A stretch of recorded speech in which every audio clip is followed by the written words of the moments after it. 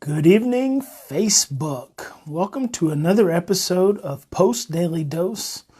With me, your trusted parenting advisor, faithful guide and servant on the healing journey. What's my name? Big Papa Brian+Post. Hope everyone's doing fantastic this fine evening and that you have had a most amazing day. So what is Big Papa going to talk to you about this evening? Actually, I thought, what if I don't have a topic? What if I just show up and I'm just here?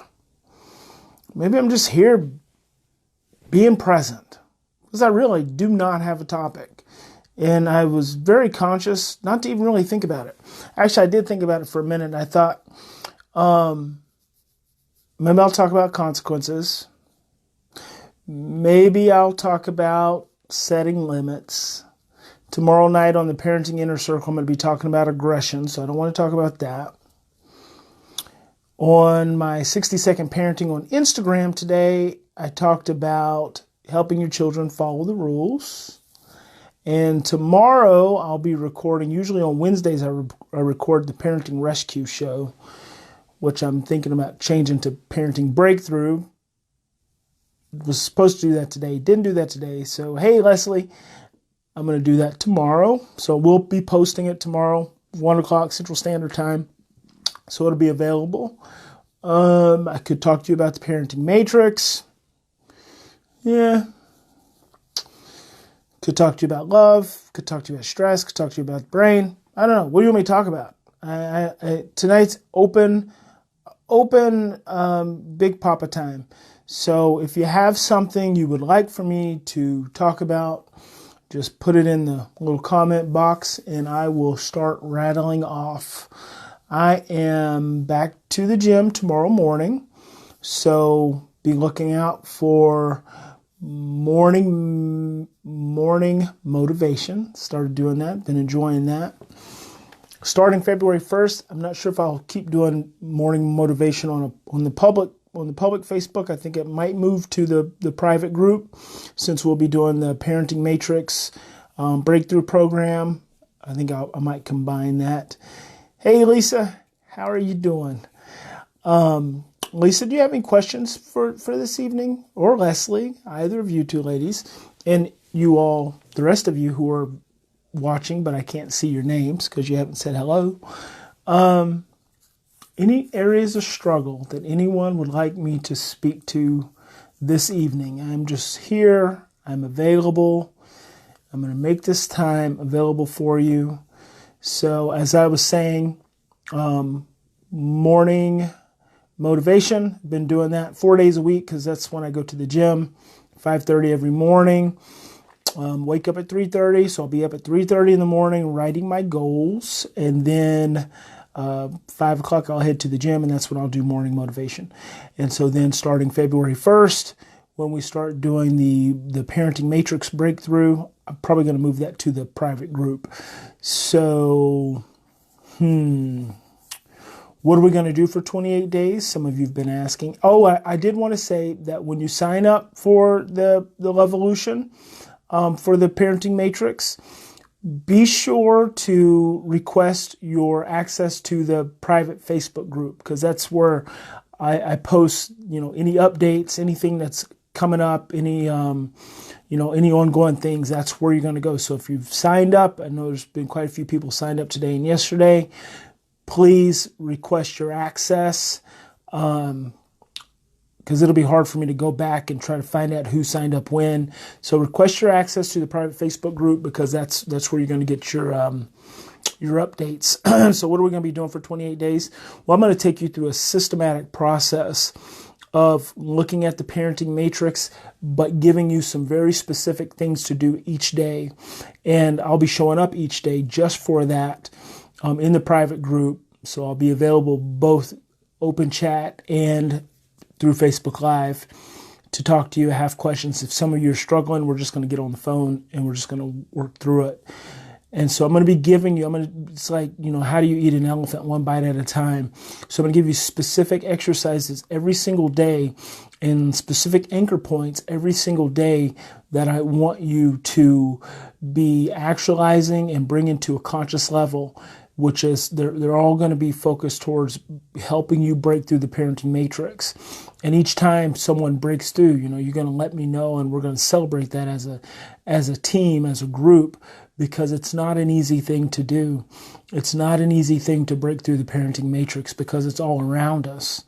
And, it just surrounds it. It reminds me, it's like I'm Morpheus and you guys are Neo. So you guys are the Keanu Reeves characters in this play of ours. And I'm Morpheus, and we're going to, and I'm just popping in. This Facebook Live kind of reminds me of that.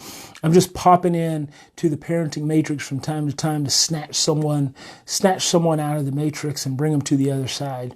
That's kind of what I do. I just pop in, once a day and snag some parent who's out there, who's wanting to go to the next level, and pull you out of the parenting matrix and get you on a different path outside of the matrix to a place of being able to break through. So, that brings up a point. See, I realize that if I talked long enough, if I just ramble along, I'll start thinking about something that I really want to talk about, and that's healing. And I've talked about healing actually as one of the first questions, first topics that ever came up during the Post Daily Dose, and that is, what does healing look like? And let me explain something. When children are getting better, it doesn't have to take years. It can happen in days and weeks, and really it happens in moments. It happens in moments when the energy between the parent and the child shifts. And that shift in that moment sets a precedent in that moment for the next moment. And so when you are really speaking to your child in a different way, I've got a mom who's oftentimes with us. She's the adoptive parent of some really challenging children who have lots of fetal alcohol exposure and lots of abuse and lots of trauma. And we did a coaching call a while back. And I want to give you guys some perspective kind of on the parenting matrix and what that's about. I'm talking about giving you for 28 days. Really, if you're in the Lovolution membership, you get access to me anyway through the private Facebook group, and anyone who's in there who's ever posted a message or a question, they know that the responses come really quick. So a 1-hour coaching call with me is oftentimes $350 for a 1-hour session. We'll break that up. Because I usually give a lot of content just in 30 minutes, really more than most parents can probably implement at any given time. And so an hour's too much. So we'll usually break that up over a couple of sessions, and they can email me and use the time that way. So that's normally $350 for an hour. And so what I am suggesting to you all and inviting you to be with me for the 28 days during the parenting matrix is $49. And some of you are choosing the lifetime membership program, which is fantastic. That's going to give you access to a live 2-day camp that we're going to do this summer, and just, an ongoing relationship. But just for that 28 days of February for $49 versus 1 hour of coaching for $350, it's just an absolute no-brainer if you're a parent who's been looking to get to the next level with your child. And I think that the problem is most parents who have struggled with their children are just so jaded. You're just so jaded because you're probably still going to therapy every week. And you've probably gone and you read the books, you probably attended seminars, you've probably taken your child to psychologists and psychiatrists, and you just feel, you feel like you got to do something. But what you end up doing is more of the same thing, but at least you feel like you're doing something, but you really hold very little hope and have very little faith that there is a different way of doing things. And that's so sad to me. It truly is. You know, and I've been doing this for 20 years, and I've seen so many families, and just like I said, I'm just doing a coaching call with the one mom the other day, and she sent me a text message, just an update. This is after a 30-minute coaching call, that she's already developing this deeper, stronger relationship with her 13-year-old who has this extensive history.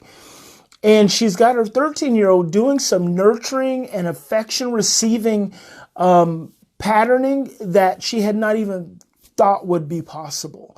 And then she's doing the same with her 7-year-old who's on the autism spectrum, and kind of the breakthroughs that are happening with that. And, you know,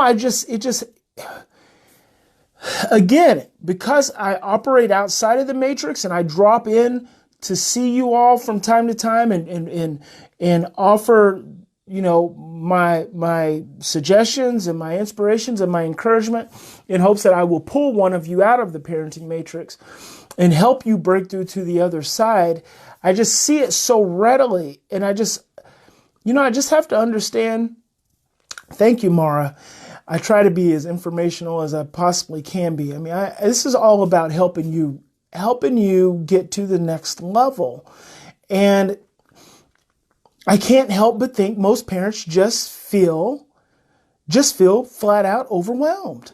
You just feel flat out overwhelmed. And so it's like I'm a parenting expert, which means parenting is my sole focus. Just like therapy, and I don't do as much therapy. I don't hardly do any therapy anymore, to be honest with you, because I believe that there's more power in educating you as mom and dad than I believe there is in coming to a therapist's office. And I can put you through 2 or 3 days of really intense emotional trauma-based work and help you open up some dynamics and free up some dynamics. But I can give you some suggestions that if you follow, that'll be more powerful than you'll get out of 10 years of therapy. I'm just 100% confident about that. I've done it too many times.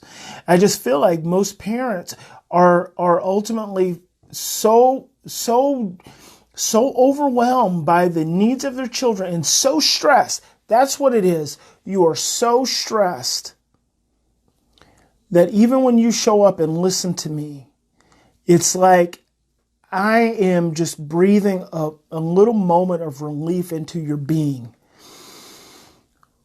But it's not enough to carry you forward to that breakthrough point, because ultimately you feel like you're all alone. Ultimately, you feel like you're all alone. You feel like you're doing the best that you can, which you probably are. But Eckhart Tolle says that sin is truly defined as missing the mark, right? And we always know that sin is as far as church has been concerned, sin is without knowledge. But when you are with knowledge, when you're presented with knowledge and you continue to do the same thing, that's considered sin. Eckhart Tolle says sin is missing the mark. And so I just feel like we are so used to missing the mark with our children because it's secondary, because we have work to do, we have bills to pay, we have spouses and relationships and doctor's appointments. And I was at a doctor's appointment with Christy and Marley, my 15-year-old today, and her mother. And these things take precedence. But we cannot forget that parenting is a priority. It is a priority. It is so important. It is not a secondary function. And then when parenting becomes stressful and overwhelming, then you want to make it even more of a secondary function. It's still not a primary function. When parenting becomes stressful, and this is how I feel about children I always say about children who are the most stressed out children in the home, the children with the most behavior problems, they are the children who are ultimately getting the least attention and affection because they are the catalyst to stress. Right? They trigger your stress reaction system, which makes you want to make eye contact with them less. It makes you want to avoid them because they cause you more stress. And that becomes a negative feedback loop. So the more stress the more stress the child experiences, the more serious the behaviors, the more they stress you, the more they push you away, the less affection the child gets, which is then creates a longer, prolonged, more sustained, interrupted pattern of stress with a diminished oxytocin opportunity. And it's just this negative pattern. And we get stuck in that. And then that's why parenting becomes secondary, because the very task of it is stressful for us. So we want to avoid it. That is not you do not think about that consciously. That's an unconscious reaction to stress. All of us have that experience with all things. Anything that causes you stress, you tend to want to avoid. And your children are a part of that. It's just natural. And that's not something to feel guilty about. That's not something to feel ashamed of or embarrassed. It's something to be aware of. It's something to be more conscious of. Because what I want you to understand is that the more stress is created in your parent-child relationship, and the more that severs and puts separation in the relationship, the more challenging it becomes to repair. But repair can happen really fast. Repair doesn't take that long. See, therapists and coaches and extended family members have led you to believe that once you've went through this period of time with your child and these behavior problems, that fixing it takes a long time, and that's just not true. You can start fixing behavior problems and relationship challenges immediately. I'll tell you very simply how to do it. I'm going to tell you very simply how to start fixing behavior challenges and relationship strain immediately. You ready? Stop. Breathe. Say to yourself, I am okay. I am not going to die. My child is okay. My child's not going to die. We're going to make it through this. I can do this. I have enough. My child is enough. I am enough. And then I want you to ask yourself, what's one thing I can do for myself right now, to make me feel better for the next 5 minutes? One thing I can do. And then I want you to go do that. And then I want you to ask yourself, what's one thing I can do right now for my child in the next 5 minutes that's going to help my child feel better? Could be an apology. It could just be a smile. It could be a hug. It could be not telling them to turn off the television. It could be taking them some dessert. What's one thing you could do? Use your brain once you've calmed it down. What's one thing you could do? And that immediately is putting you on the trajectory for diminishing problem behaviors and restoring your relationship with your child. But inside the matrix, we typically don't do that, and we don't see that as a possibility. We don't see the hope. Catherine says, this has nothing to do with today's topic, but I'd love to know your thoughts on TBRI versus stress model. I've heard of TBRI a lot in regards to trauma. Actually, Catherine, that actually has a lot to do with today's topic because there is no topic for today. So whatever question you have. Hey, Jill, and hi, Peggy. So Catherine, please tell me, what is TBRI? I am not familiar with that acronym. So if you could please type that in and let me know, I would love to speak to it, because it probably represents some form of therapy, I'm assuming. So I'd be curious. I'm interested. So if you're still there, Catherine, type in what the acronym TBRI stands for, and I'll talk about it. That's how you do it, guys. That quickly. It does not take long to start to create healing. It's just like trust-based relational intervention. Trust-based relational intervention. So one of the things I've talked about a lot is words and the way we use words. And I think about words. I think about the words I use. I think about the words other people use. So TBRI is trust-based relational intervention. I like the what do you call it? The name. I like the name. The name is cool. I, unfortunately, Catherine, have never heard of it. So I would have to Google it and look into it just a little bit before I feel like I could speak to it authentically and honestly. But I really like the name, trust-based relational intervention. Intervention implies intervening into a behavior or into a situation.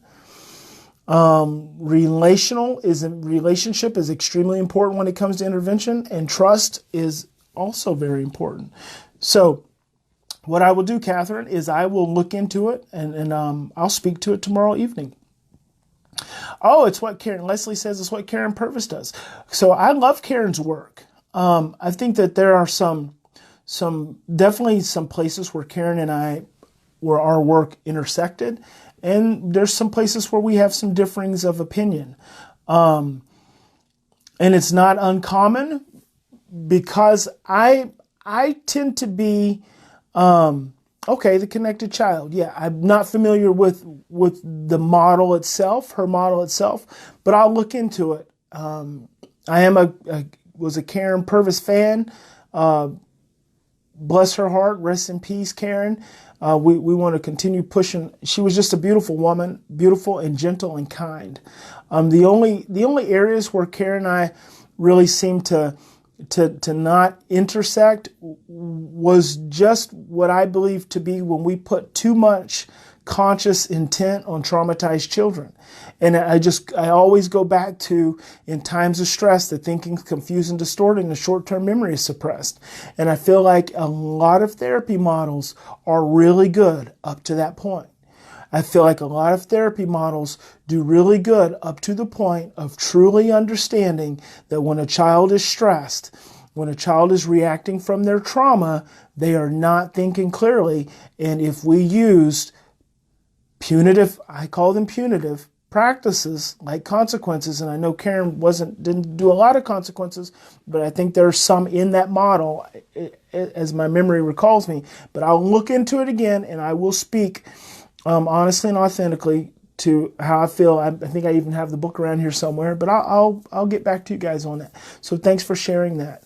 But I did love Karen and her work, and Christy features one of our interviews on the Post+Institute that Karen and I did together as well. But I did, just to speak to that a little bit more, not necessarily TBRI, because like I said, I don't know about it, so I'm not gonna address it specifically. But what I will say in general, where most models I have found miss the mark, is the language, the theory works up to the point of really understanding the brain of the traumatized child, the stress overwhelm of the traumatized child. And I don't feel like I have, the king's throne to the understanding, but in being an adopted child, in growing up with another adopted child who had a ton of conflict, and therefore being a traumatized child and having a sister who was traumatized, and growing up with two parents who were traumatized, and parenting the way they did, and then being a parent myself, I feel like I have an inside perspective. I mean, when I talk to you about your child and about your child's struggle, I just feel like I have an inside perspective, and I feel like I've always had it. I feel like this is what God made me to do. I was born, and this is what I do, and every experience I had has been to inform me to speak to this way of raising traumatized children different than anyone else. And the way I do it is consistent and congruent across the board. You will not find punishment in the creation of more stress and fear or shaming or threatening or blaming in my repertoire of work. You just won't find it because love heals.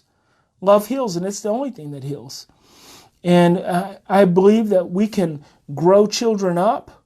We can grow them up, but we're not necessarily growing them better. So children get older, but they do not heal. They're not healing. They're getting older. They're not getting better.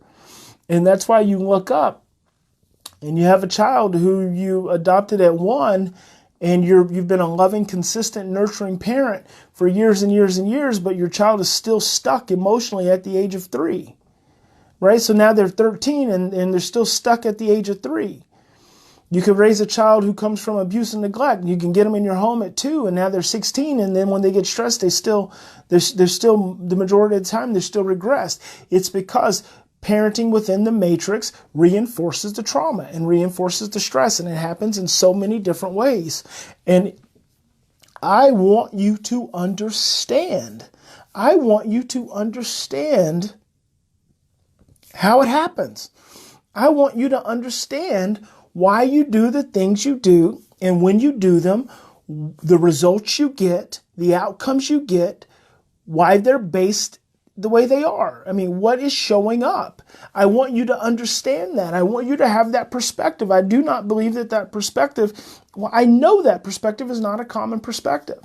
So I want you to understand your child's brain. I want you to understand your own brain. I want you to understand stress and fear. It's so simple. It's so simple. I've made this so simple. What God has put on my heart and put on my mind and what God put me through is so simple.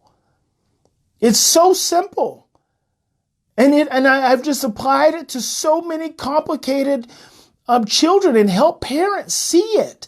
If I can give you more insights and more breakthroughs into your relationship with your child in 30 minutes than you've got in 7 years, that's got to tell you something. I shouldn't be able to do that. I shouldn't be able to do that. And the only reason I'm able to do that is because I'm giving you a love-based message. I'm giving you love-based insights. I'm giving you trauma-based insights based on a very simple understanding of the brain. I'm not a neuroscientist. I don't need to understand all the synapses and all the dendrites and all the different hormones and chemicals. I just need to understand the basics. Bruce Perry said, if you work with children, you've got to have a generalist understanding of the brain. That's what I've got. That's what I want you to have. It doesn't elude us that far. Peggy says, I feel like I do that. I need to step out of doing that. I appreciate you, Peggy. Thank you for sharing that. It's so easy for us to get caught up. It's so easy for us to get caught up in the parenting matrix. Literally, you want to know how I came up with that? The parenting matrix? I was sitting here at my desk working the other day, and I'm right next to a window, and I always have the window open. I love natural light. And it just struck me. The Matrix.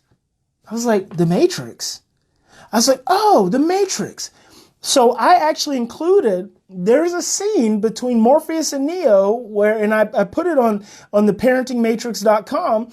I embedded the YouTube clip. It's a little 4-minute clip. You got to watch it because it says everything. It says everything. It's a conversation between the guy, Morpheus, who pops into the Matrix and is pulling this Neo character, the Keanu Reeves character, out and giving him an option because he's the chosen one. I believe you're the chosen one. I believe you're the chosen one. I believe every single one of you parents are the chosen ones. You're the chosen ones. But it's not easy. It's not easy because everywhere you look, everywhere you turn around, no one is going to believe the way you believe. They're just not. It's just not common. You probably got people around you that still believe in spanking. I mean, still believe in it. Still believe in it. You probably got people around you who still think. I can almost guarantee you that 99% of my family members still believe in spanking. And they may preach a message. These are my family members. My family members. But see, I don't make any excuses for my family members. They're old school. They believe what they believe. Their consciousness is fully locked into the parenting matrix. It's fully locked into the parenting matrix, and it's probably not likely to ever change, even though I've been preaching this message for dang near 20 years. And that's okay. That's okay. I've got other families to reach. I've got other parents to reach. I've got other children to reach. And my children had me. My children had their mothers. So my children benefited. But I guarantee you, I almost said guarantee you, because I guarantee you that 99% of my family members all believe in hitting kids. I guarantee you that 95% of my friends believe in hitting children. And I think it is the most ludicrous possible behavior we could ever engage in with a child. It makes absolutely no sense. None. There's no rhyme or reason to why we should ever hit a child. None. It's just not. But I guarantee you, because I know, there was a research study by Maury, gosh, I can't think of Maury's name. Murray Strauss. He's a professor up north, but he was connected to some of my professor friends at Old Dominion University. He did a study, and this was probably a study done 10 years ago, that said, I think it was 90% of adults believe it's okay to hit a 2-year-old. 90%. It's the parenting matrix. It doesn't make them bad. I'd prefer you not. I'd prefer for your child and for your relationship with your child moving forward and for the emotional health of your child that you didn't hit, but no judgment. It's the choice. I hit my child, my oldest child, when she was 18 months old, and it's the last time I ever put my hands on her in that way. I wasn't teaching this message then. I was 22 years old, 22, 23 years old. And I made a choice. I didn't want to hit my child. But they're still adults. The majority of the parenting matrix exists on the belief in spanking. And if so many adults believe in spanking, guess what else they believe in? Anything else that's punitive. Guess what they don't believe in? Understanding, compassion, mindfulness, being smart, thinking, being conscious, being responsible instead of reactive. 90% of people who believe in spanking children don't really understand what it means to take responsibility. They don't. They don't know what it means to be conscious. They don't know what it means to be mindful. I'm going to say that again. 90%, all those adults that still believe it's okay to hit children do not know what it means to be conscious. They do not know what it means. They do not understand the definition of responsibility. And you know what everyone inside the matrix is preaching? Teach your children responsibility. Every one of those adults inside the matrix is preaching, teach your child responsibility by punishing them. Simple. Give them punishment. Teach them responsibility. And you know what? That's ass backwards. It's ass backwards. You cannot teach someone responsibility by being reactive. And that's all that is. It's reactive. It's unconscious. It's reactive. It's emotional. It's stress-based. It's fear-based. And when you operate inside the parenting matrix, you're not conscious enough to realize that. I'll just make it so simple. Hey, Tammy from Florida. And Tammy says, hi, Big Papa. Peggy says, how do you help a kid, 13, talk about, confront, process their past when they say they can't remember it? That's an excellent question, Peggy. How do you help a kid, 13, talk about, confront, process their past when they say they can't remember it? I'm going to give you a very simple, and then I've rambled on long enough for tonight. I'm going to give you a very simple way of doing that, Peggy. I just instructed a mom to do this just the other night on a coaching call. You get really quiet, separate from the child, and you think about what that child has gone through before their time in your life. Before they got to you, I want you to think about what they went through, and I want you to feel it, and I want you to allow the cells of your bodies to relax and open up, and I want you to feel the pain and the fear and the sadness, the overwhelm that child experienced prior to their time with you. And once you do that, which it's going to bring emotion, and you don't have to do it in the same, setting, the same evening. So that in and of itself, this is how powerful this is. Just you opening up to the pain of that child's experience prior to you is going to start to shift the environment. It's going to start to reduce stress. Just you doing that. Then what I want you to do is I want you to go to that child at some point. Get in a quiet place, just the two of you, and you can go to him same night. You could have tears in your eyes. You go to him same night, go to bed, go to his bedroom, ask him to sit on the bed with you, and say, honey, I was just thinking about you. I was just thinking about you, and I was just thinking about how scared you must have been all those years without me. Before I was in your life, how sad you must have been. And give him a little narrative of his story, as much as you know. But the part that you know, connect to it emotionally. Children who've never had anyone grieve for them don't know how to grieve. Children who've never had anyone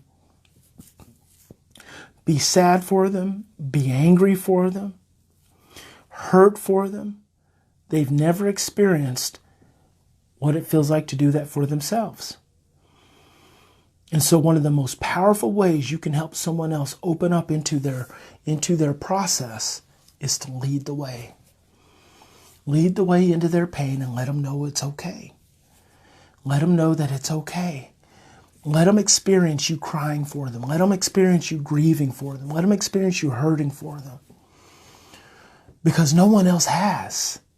So if no one else, if no other adult in their life has grieved for them and opened up and had empathy, deep empathy and compassion, and wept for them, they don't even know that it's possible. They don't even realize that that's something that can happen. Because they've associated their pain with something negative. I don't want you to associate it with something negative. I want you to associate it with something beautiful, and that beautiful is healing. That's the beautiful. The pain, associate the pain with something beautiful, and that beautiful is healing. By being sad, by connecting to the emotion, by hurting for your child, by grieving over your child, by crying for your child, parents feel like it's not okay to cry in front of their children. It is. It is okay to be sad. That's how you open that up. That's so powerful. That you doing that just for yourself, just you doing that in the privacy of your own room and not even saying anything to the child is going to initiate healing. You will be amazed, and you can all do it if you're willing to face the emotion of it. I start rubbing my head because I understand how overwhelming that can be.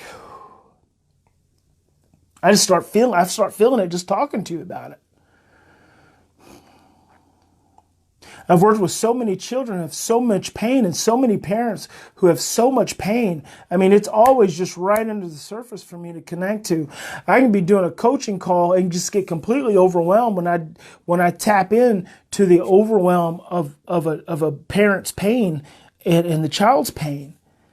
So just doing that, just opening your own emotional space up to that child's hurt will shift your environment. It is amazing the power that'll happen, that'll have. And then when you do that in the presence of the child, it's amazing. I've done it with children. I've done it with children who ultimately were strangers to me in our group home, and just melts them. And it melts them in a way, it does something to the amygdala because it reduces their stress sensitivity. If you've never had anyone, if you've not grieved over your child's pain, then they've not grieved over it. I want you to remember that. I want you to think about that. If you've not grieved over your child's pain, then they've not grieved over it. And guess what? You probably haven't grieved over your own pain.